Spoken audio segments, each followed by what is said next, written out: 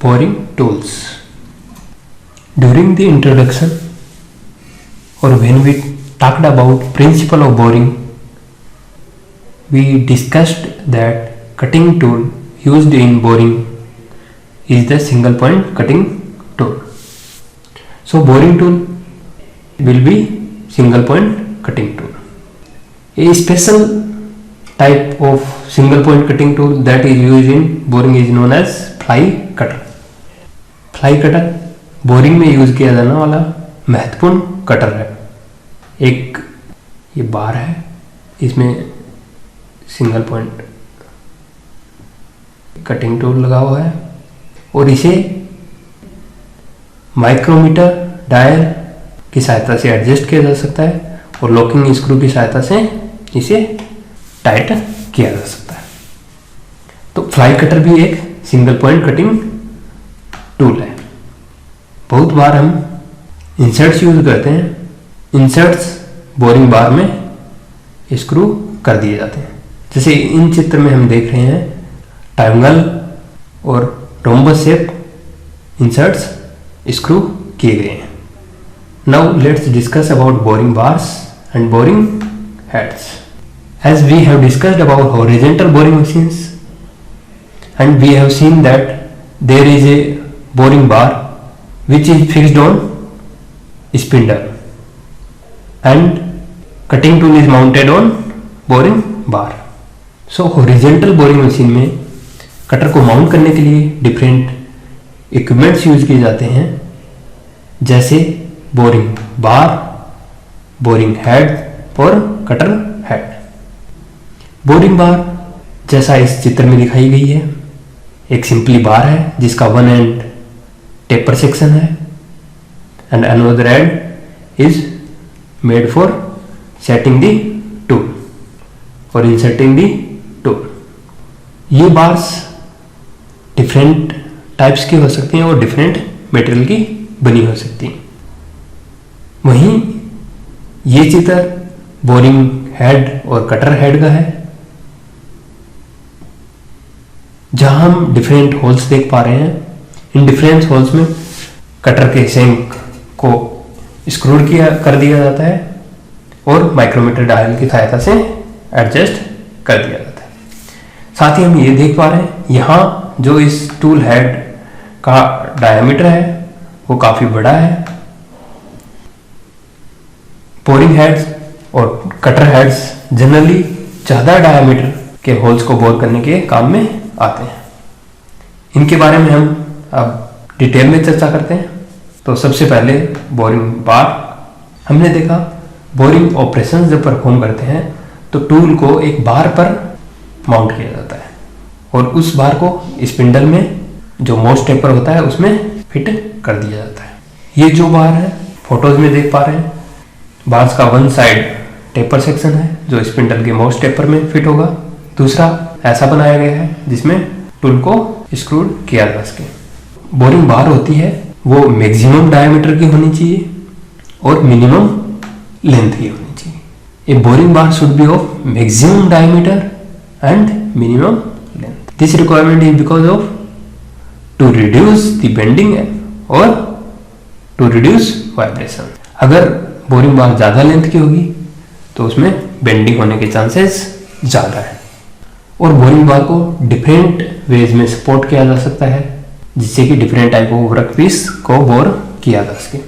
ये ways to support boring बार हम आगे चर्चा करेंगे। बोरिंग बार्स हैं वो तीन तरह की हो सकती हैं। First one is adjustable type boring bar. इन बोरिंग बार्स में एक एडजस्टेबल कार्ट्रिज लगा रहता है जिसमें throw away type insert hold किए जा सकते हैं।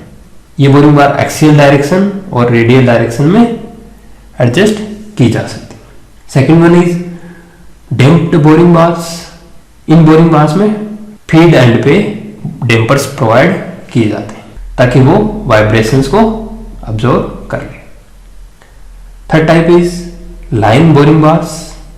These bars are used for long bores and these can easily accommodate fly cutters, tool heads and boring heads। और इन्हें फीड एंड पे सुटेबल बियरिंग। हमने देखा जो horizontal type of boring machines हैं उनमें एंड कॉलम पे बियरिंग ब्लॉक लगा होता है। तो अगर लॉन्ग बार्स हैं तो उन्हें एंड कॉलम पे लगे बियरिंग ब्लॉक में सपोर्ट कर दिया जाता है।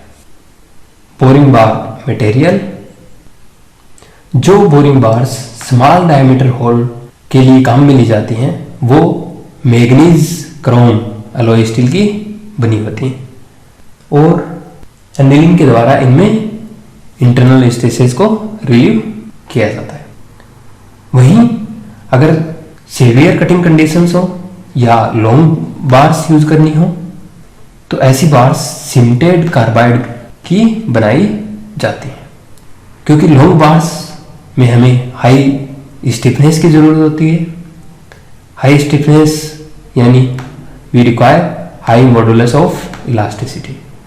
For cemented carbide it is 620 gigapascal. अगर बार लॉन्ग है तो सीमेंटेड कार्बाइड की बनाएंगे ताकि वो स्टिफ रहे, उनमें डिफ्लेक्शन या बेंडिंग कम हो। वहीं अगर छोटी बार बनानी है या स्टब टाइप की बार बनानी है तो उन्हें हम मैग्नीज क्रोम अलॉयड स्टील से बना सकते हैं। अब जैसा हमने देखा बोरिंग बार को सपोर्ट करने के डिफरेंट वेज हैं, तो methods of supporting boring bars. Boring bar को स्पिंडल के द्वारा सपोर्ट किया जाता है। अगर हमें ब्लाइंड होल्स बोर करने हो, यानी सीट के अगर कुछ पोर्शन में या वर्क पार्ट के कुछ पोर्शन में ही होल करना है, उसके आर पार होल नहीं करना, तो ऐसी स्थिति में बार्स को सिर्फ स्पिंडल पे ही सपोर्ट किया जाता है। ऐसी बार को स्टब बार कहते हैं। बोरिंग बार को वन एंड पे स्पिंडल में, दूसरे एंड पे एंड कॉलम में लगे ब्लॉक में भी सपोर्ट किया जा सकता है। जब हमें लॉन्ग ओपन होल्स यानी लॉन्ग थ्रो होल्स बोर करने हैं तब बोरिंग बार को एक एंड पे स्पिंडल में और दूसरे एंड पे बियरिंग ब्लॉक में सपोर्ट किया जाता है। ऐसी बार को हम लाइन बार भी कहते हैं। तीसरा सपोर्टिंग मेथड है बोरिंग बार को वर्कपीस के द्वारा भी सपोर्ट किया जा सकता है। ऐसा केस जहां लॉन्ग ओपन होल्स हो और हमें बोरिंग बार को ज्यादा सपोर्ट की आवश्यकता है, तब हम बोरिंग बार को वर्कपीस की सहायता से भी सपोर्ट कर सकते हैं। इस स्थिति में वर्क के अंदर बुश लगाकर हम बोरिंग बार को सपोर्ट करते हैं। चूंकि वर्क के अंदर बुश लगानी पड़ती है तो ये सेटिंग टाइम बहुत ज़्यादा लेते हैं और वही यूज होता है जहां सिर्फ एक या दो आर्टिकल्स बनाने हो और हमें कोई स्पेशल जिग नए बनाना पड़े। यानी एक और दो आर्टिकल्स बनाने हो तो उसके लिए हमें स्पेशल जिग नए बनाना पड़े। अगर स्पेशल जिग बनाएंगे तो ज़्यादा एक्सपेंडिचर होगा, तो उसकी बजाय हम बोरिंग बार को वर्कपीस में बुश लगाकर सपोर्ट कर सकते हैं। अगला मेथड है बोरिंग बार को बोरिंग फिक्सर की सहायता से सपोर्ट किया जा सकता है। ये मेथड जिग बोरिंग मशीन्स में वाइडली यूज होता है और ये बोरिंग बार को लोकेट करने, गाइड करने और सपोर्ट करने के लिए काम में आता है।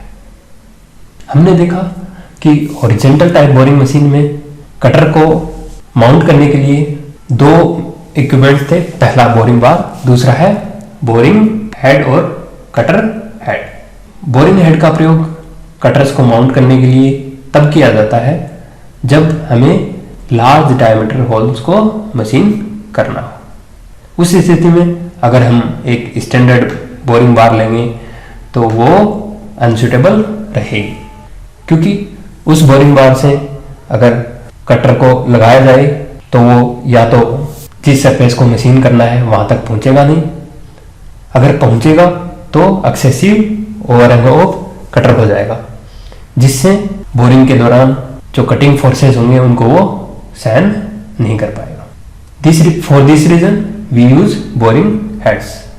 These are such device having large diameter and can be fitted on boring bars. इसलिए boring heads maximum permissible dia के बनाए जाते हैं और इन्हें स्पिंडल पर लगी बोरिंग बार पे बोल्टेड और कीड कर दिया जाता है। बोरिंग हेड टूल को सपोर्ट करने के काम में आता है। और इस चित्र को अगर हम देखें तो हम देख रहे हैं यहाँ डिफरेंट होल्स दिए हुए हैं, यानी एक साथ यहाँ different single point cutting tool set किए जा सकते हैं। यानी जब हम बोरिंग हेड से मशीनिंग कर रहे होंगे तो large number of cutting edges मिलेंगे, जिससे कि मशीनिंग टाइम रिड्यूस हो जाएगा। और इनमें जो कटर हैं उन्हें माइक्रोमीटर डायल्स की सहायता से एडजस्ट किया जा सकता है। ये बार है और हमें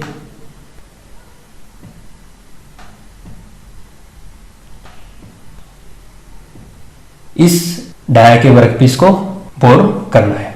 तो यहाँ पर अगर हम सिंगल पॉइंट कटिंग टूल लगाएंगे तो वो ओवरहैंग हो सकता है, या इसके लिए हम क्या करते हैं, इस बोरिंग बार पर बोरिंग हेड या कटर हेड माउंट कर देते हैं। बोरिंग हेड्स पर लगे कटर्स आसानी से वर्कपीस की सरफेस को मशीन कर सकते हैं।